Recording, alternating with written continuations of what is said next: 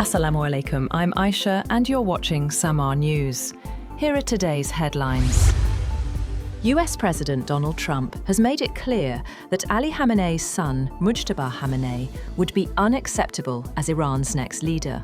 In an interview with Axios, Trump said he wants to be personally involved in selecting Iran's next leader, following the assassination of Ali Khamenei. Trump said he wants someone who can bring harmony and peace to Iran.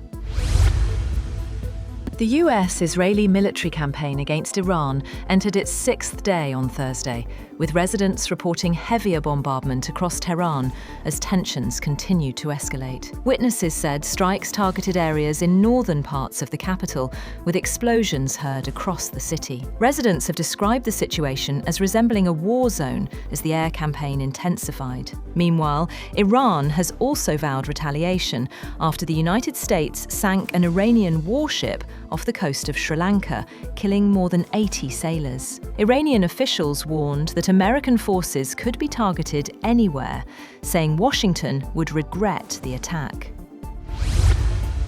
Azerbaijan has warned that it was preparing unspecified response measures after a pair of Iranian drones flew across its border and injured 4 people in the Nakhchivan exclave, raising concern about further spillover of the conflict in the Middle East. The Azerbaijani Defense Ministry said in a statement that these attacks will not remain unanswered. It added that it was investigating the types of drones used in the attack and preparing the necessary response measures to protect the territorial integrity and sovereignty of the country and to ensure the safety of civilians and civilian infrastructure. Iran has warned that its military will target Israel's Dimona nuclear facility if Israel and the United States attempt regime change in the Islamic Republic. A senior Iranian military official said Tehran would respond decisively to any foreign intervention or conspiracy aimed at toppling the government. The statement highlighted that Iran is prepared to go to any extent to defend its sovereignty and political system. Meanwhile, US and Israeli attacks on Iran intensified overnight, with bombings reported at several locations. According to officials, the number of casualties from the 5-day assault has exceeded 1,045.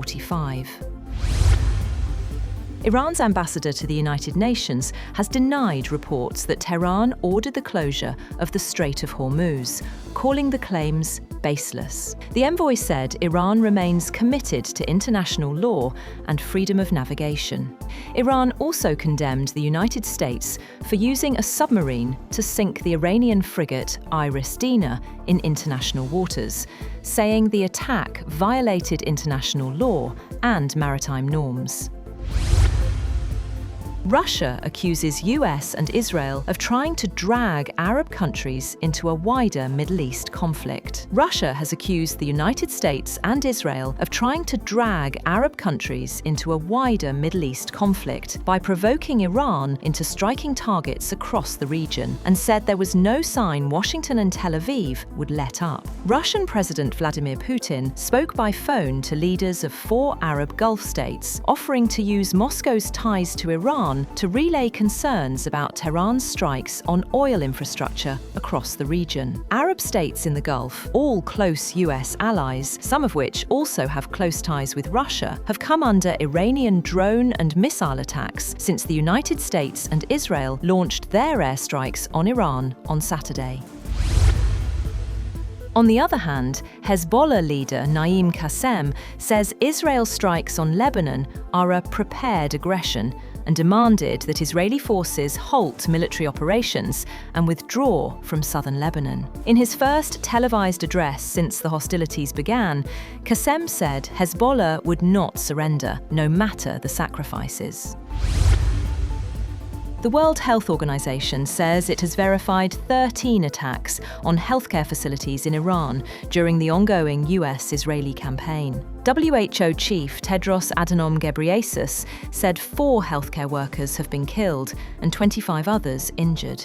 Hospitals and medical sites have also suffered damage from nearby strikes, according to the agency. WHO officials warned that humanitarian supply chains are now at risk, with aid operations disrupted by insecurity, airspace closures, and restrictions near the Strait of Hormuz. China will boost defense spending by 7% in 2026, the lowest rate in 5 years, but still outpacing wider economic growth targets and the rest of Asia, at a time of growing regional tension, including over Taiwan. Premier Li Qiang said at the opening of Parliament's annual meeting that China will improve combat readiness and accelerate the development of advanced combat capabilities. He said in his work report, all these steps will boost Qin's strategic capacity to safeguard its sovereignty, security, and development interests. And Britain has announced withdrawing housing and financial support from asylum seekers who break the law, work illegally, or can support themselves under new government measures. Interior Minister Shabana Mahmood said the reforms aim to tighten the asylum system. The plan includes closing asylum hotels and offering failed asylum seekers up to £40,000 per family to leave the country voluntarily. The government will also shorten refugee residence permits to 2.5 years and introduce stricter visa controls. That's all for now.